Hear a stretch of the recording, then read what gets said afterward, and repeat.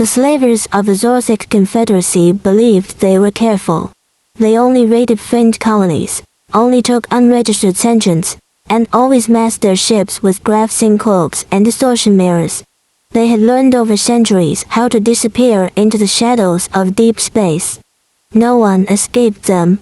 No one ever fought back, until they made the mistake of taking a human child.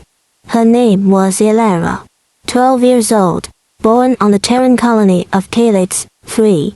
Population 400. A quiet agricultural moon with no defenses and no orbiting satellites. The Zorthyx came at night, silent and invisible. They expected no resistance. They found none. The raid lasted minutes. By the time they left orbit, 17 colonists were gone. 6 adults. 10 minors. 1 dog. Their ship, the HFY.SCI, was standard for Zorthyx slave transport. High security cells. Neural dampeners. Fault suppression fields. Every known method of pacification embedded into the hull. But it didn't work on Elara. She had been born during a solar flare. Doctors on Calyx said she had pathway divergence, a condition where neural patterns flowed in multiple directions at once. She saw things others didn't. Moved in ways that made no sense, until they worked. Her parents called it a gift. The Zorthyx didn't know what they had taken. Inside the cold, humming cells of the slaver ship, Elara sat still. She didn't cry. She didn't scream. She listened. She counted steps. She memorized rhythms. She learned the hissing clicks of the Zorthyx language. She mapped the air currents in the vent above her head by watching how her hair moved. On day 2, the ship's AI detected unauthorized movement inside Cell 17B. It triggered a sonic pulse, meant to paralyze. But Elara had stuffed her ears with insulation pulled from the wall conduit behind a panel she loosened. On day 3, she reached the main ventilation shaft. No alarms sounded. She moved like a shadow, like thought without noise. The Zorthyx were not afraid. Even when guards found empty cells, they assumed malfunction. Even when doors opened for no reason, they blamed glitches. No one believed the child could outwit the slaver ship's core logic. But Elara didn't fight the system. She became part of it. By day 4, she had learned the layout of the ship. She understood that the bridge was protected by triple redundant access fields. She couldn't break them. So she didn't. She simply rerouted the bridge access permissions to the food delivery protocols, embedding them in nutrition packets. The slavers didn't notice. They never checked how the meal bots carried authorization tags. On day 5, she walked into the bridge.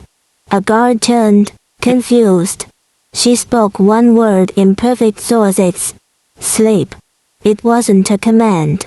It was a neural key, replicated from a command phrase she'd heard repeated during shift changes. The guard collapsed instantly. She took his weapon. It weighed more than she did. She didn't care. She aimed it at the helm. The ship's AI tried to speak. She interrupted it with a manual override. Code input to the backup panel, written in raw hex, a sequence she learned by watching maintenance screens reflect in polished metal. The AI stuttered. Control was transferred. Elara sat in the command chair. Her feet didn't reach the floor. The stars outside flickered. She turned the ship toward Earth. Half the crew didn't know they had lost control. The ones that did panicked too late. By the time they reached the bridge, Elara had sealed the doors, bent to the hallways, and rerouted oxygen only to the slave cells. She spoke again, not in their language but in hers. You don't take people. Not anymore. The ship broadcast a signal. A simple ping. Earth received it 6 hours later. The Terran defense fleet responded in 12. When they arrived, they found the HFY.SCI drifting near Lagrange Point above Mars, entirely intact, slavers locked in their own holding cells, systems reprogrammed. And in the command chair, asleep, clutching a blanket and a nutrition bar, was Elara. It became the most studied incident in galactic anti-slavery history.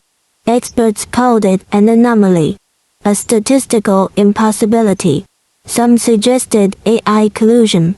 Others claimed divine interference. But the logs were clear. One child. No assistance.